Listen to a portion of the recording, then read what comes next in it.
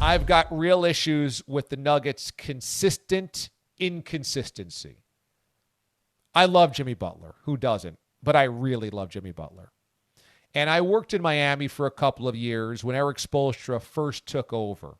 I was down there in 2008 and 2009 before I got the job in Boston. And that was the early days of Spo. And I could see early why Riley liked him. I could never have said, oh, this guy's going to win multiple NBA championships. I'm not saying that. But you could see why. He was a committed soldier to the Miami Heat culture, which is a Riley thing. It's all a Riley thing. This is all Riley. I love Spo, too. He's a great head coach. But Pat Riley indoctrinates what we're going to be, and Mickey Arison, the owner there, lets him have carte blanche. Riley took over in 95, and Arison said, you run everything. You have full control over everything. And so Riley picks the pieces.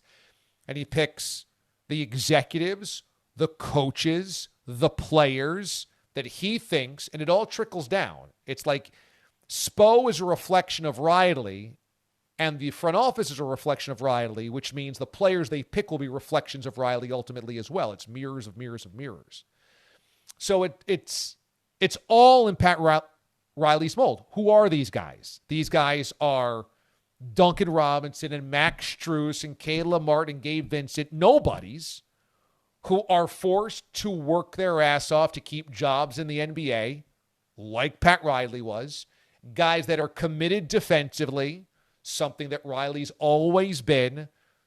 Sublimate the ego. It's not about you, something Riley's always espoused, even if Riley likes himself and has his own ego. It's all through Riley's lens. And so it's not surprising when the Heat do these things because they are tighter as a unit, as a franchise, than most other franchises. The problem with Game 2 is not that the Heat fought. You know that they would. It's not that a random guy had a big night. In this case, it was Duncan Robinson. It's that the Nuggets consistently lack a killer instinct. And maybe you don't have that until you do it. But Mike Malone has said this constantly about his team, that they failed to commit defensively, which is why from day one of the playoffs, I said, this team's not winning a championship. Now, we're 3 wins away from me being dead wrong. Totally admit that. But Malone has had to send up the flare constantly throughout the season. Hey, guys, wake up, wake up. Now, maybe some of this is on Malone, but some of this is on the team. And we saw it again in Game 2. They lacked the killer instinct in the fourth quarter. And as great as Jokic is, okay, and he is great, he's sensational. I think Jokic's natural at-ease demeanor hurt the Nuggets here and has hurt the Nuggets. And I'm not saying his production has hurt him because he scored 40 points. He's a triple-double machine. But Jokic isn't the guy that's fiery, in your face, do this, do that, do this. If you don't do that, there's going to be hell to pay. There's no expectation from Jokic. He's a great teammate because he's chill. You see him before games, it's like nothing is a care in the world, and that helps and sometimes hurts. Jamal Murray's not that guy either. Jeff Green's not that guy either. Aaron Gordon's not that guy. Those guys are passengers as Jokic is the driver, Murray a little less so. But none of them have that killer, this is how it's going to go down, and there's going to be hell to pay.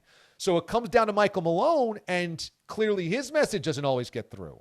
So this lackadaisical, sometimes we'll commit defensively, sometimes we'll get down because our shots aren't falling, sometimes we'll play a full 48 minutes, is actually part of Jokic being the epicenter of your team. He's so chill.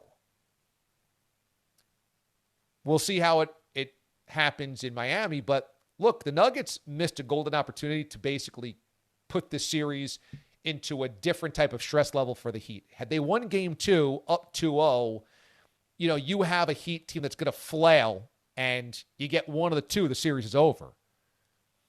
Now, the Heat have all the confidence they can do this again.